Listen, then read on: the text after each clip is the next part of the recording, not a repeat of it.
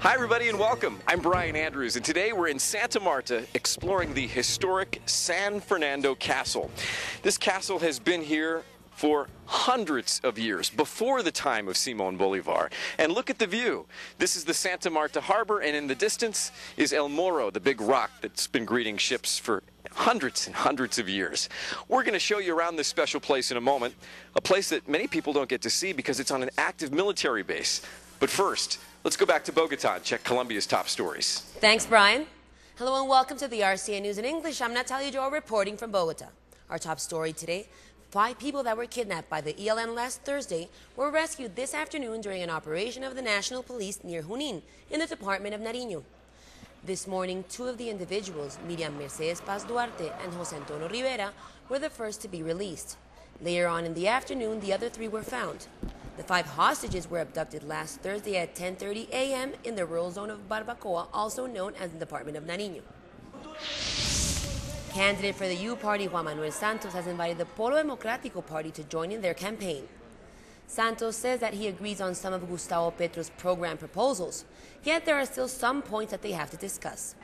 Next week, the U Party will begin a campaigning tour through 8 departments around the country. And on the National Farmers' Day, Green Party presidential candidate Antanas Mocus seized the opportunity to present his proposal to the country residents. The candidate congratulated farm workers and invited them to actively participate in the decisions that affect them directly. Mocus propositioned that they work together with the local and national leaders to resolve country's problems. The Green Party candidate will visit Putumayo tomorrow, where he will present his proposal on crop substitution and thank the department for their support in the past elections. The Spaniards challenged Shakira to a singing duel with Bahamian artist Rihanna at the Rock in Rio Festival. With her long blonde locks, sexy hip movements, and incredible voice, this talented Colombian won the battle by a landslide. Even though Rihanna took the stage first, Shakira won over the audience by singing in Spanish and enticing them with her hypnotic dancing. The final result: Colombia 1, Bahamas 0. And that's a look of what's happening in Colombia this Sunday evening. Don't forget to follow the RCN News in English on Twitter at Colombia News, and to follow my special segment on Bogota Dining at Dining Diva Show.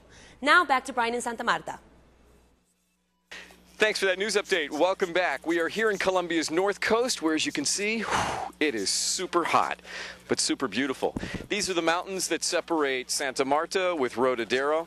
Over here, you can see the large rocky cliffs at the edge of this active military base, El Batallón Córdoba, which is home to a really beautiful piece of Colombian history, an old fortress, or a castillo, called the Castillo San Fernando. Not just anyone can visit this historic fortress because it's located on the cliffs overlooking the beach on an active Colombian military battalion. You have to climb a number of steps to get there. And then you've reached the Castillo San Fernando. This place is beautiful because it makes us remind the old indigenous constructions from centuries ago. There are so many different cultures here. With stunning views of Santa Marta's harbor and El Morro. The castle was built by the Spanish in 1655. It was originally called the Fortress of the Punta de Lipe. At the time, it was used as a lookout for pirate ships. In 1725, the fort was renamed in honor of San Fernando, a Spanish prince. It was restored by the military in 1944 and was declared a national landmark in 1963. Now, this fortress is a favorite spot at the battalion for soldiers who are off duty and for their families to enjoy the view. So now you've had a chance to see something that people who come to Colombia rarely get a chance to see, because the old castle is here on a Colombian military base, not too far from the city of Santa Marta.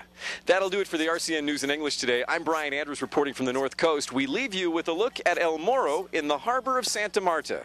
You're watching RCN News in English, bringing Colombia to the world.